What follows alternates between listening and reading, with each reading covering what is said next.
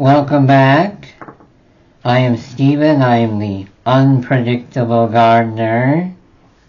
Today I'm doing a video of 5 seeds that I'm not going to start in 2026.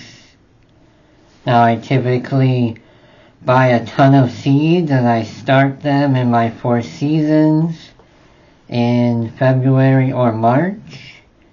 And then because I live in Wisconsin, I can't put anything outside until middle of May. So I have a lot of experience of what's worth it and what's not worth it. So let's run through this list together. So the first one is purple millet. This is something that I tend to grow every year, and this last growing season it didn't really go anywhere. I planted it in a group of, like a bigger pot. I planted it, and these are my purple millet coming up, so I'll have to separate those individually. And then I have back here, I have my purple basil. It didn't really do anything. I put it in one of my big raised beds and it just sort of withered and died. So I don't think I'm going to do that again. It tends to do well in pots or containers, and I just don't have a whole lot of sun exposure containers. Most of my containers are more partial shade. Number 2 on my list is wax begonias. Now, wax begonia seeds require like 80 degrees in order to germinate, and when you're starting seeds indoors in the 4 seasons, I mean, you're lucky to get 60 to 70. And then I picked out some other things I want to start planting. So some wax begonias. I planted this, or I seeded this last year, but I didn't end up using it. I don't have a whole lot of shade in my back garden, so I will use this in the front yard. And wax begonias are, I don't know, I think it's just easier to buy the wax begonias from the garden center than to start them from seed. And to be honest, the bigger leafed begonias are more attractive and they're more useful to put into a mixed variety container.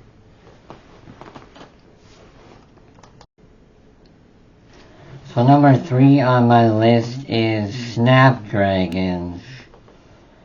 Now this spring was the first time I grew snapdragons from seed.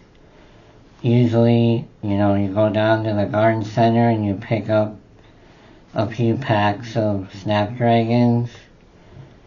And the other thing is, in the other video we talked about how I just sort of put a bunch of seed starting mix into like a empty flat and sort of dispersed seeds from there.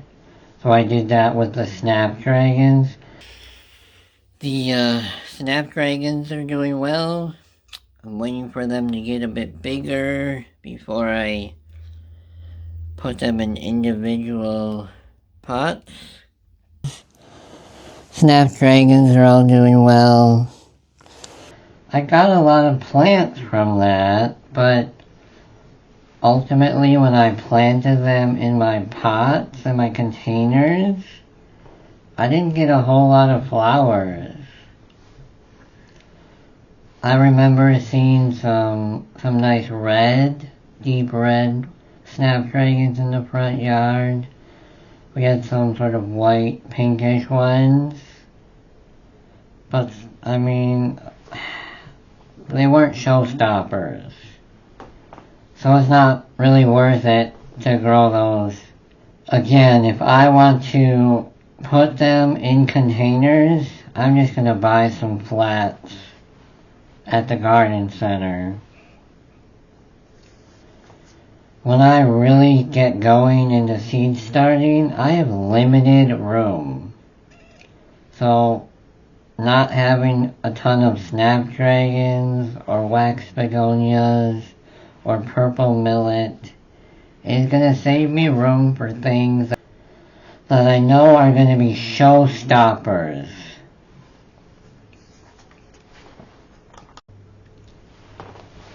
Number 4 on my list of 5 plants I'm not going to start from seed next spring are sweet peas. And then in here, in this container, I have my sweet peas starting to sprout. A few hours ago, they weren't coming up very much, and now they are. So I will have to separate those, the sweet pea flower vines. Now, I've been growing sweet peas for years, but they never really live up to what I have in my head. When I lived with my parents and we grew sweet peas, I have this vivid picture of this pink sweet pea vine growing up a ladder, an old wooden ladder, in the corner of the garden. And I have never gotten sweet peas to grow like that again. I start them indoors.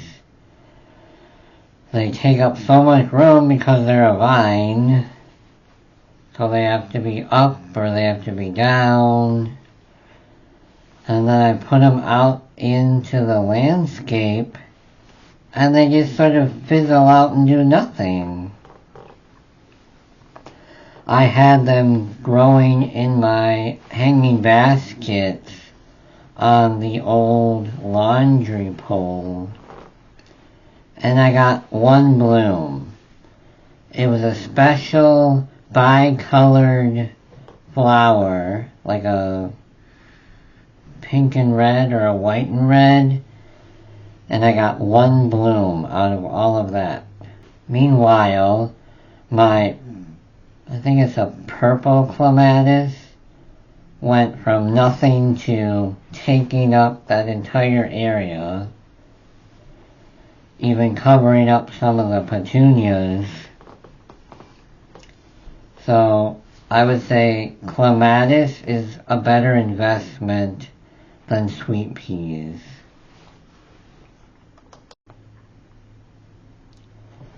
Number 5 on my list of plants I'm not going to grow again from seed, apple blossom geraniums. Now this year I grew the apple blossom geraniums and then I grew the salmon multi-bloom. All of my ivy geraniums and regular geraniums are doing well.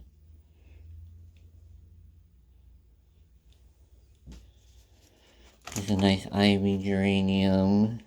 The salmon multi-blooms did amazing. Wonderful. I still have some in the Four Seasons that are still blooming. The apple blossoms, I might have got 1 or 2 little blooms. Otherwise, they did not bloom for me. And they did not perform. So I'm not going to buy those again. Pretty sure I bought those from Swallowtail Garden Seed. I have my list here.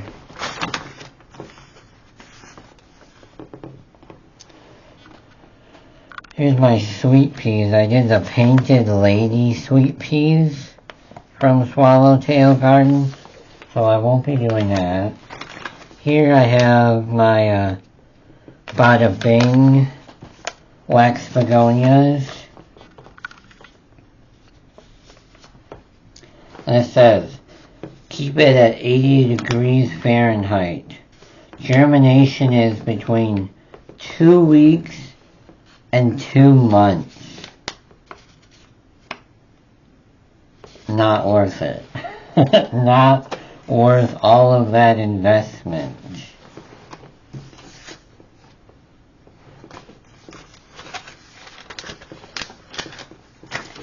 And then yes, Swallowtail Garden Seeds, Maverick Apple Blossom Geraniums. Not worth it. Those are my list of 5 plants that I'm not growing in 2026. I previously did 10 plants that I am going to grow next year, so if you haven't seen that, go look at that. Otherwise, the next video that I show is probably going to be my Christmas tree. My Shades of Purple and Gold Christmas tree. I'm going to put up the ribbon, that's why I'm wearing purple today.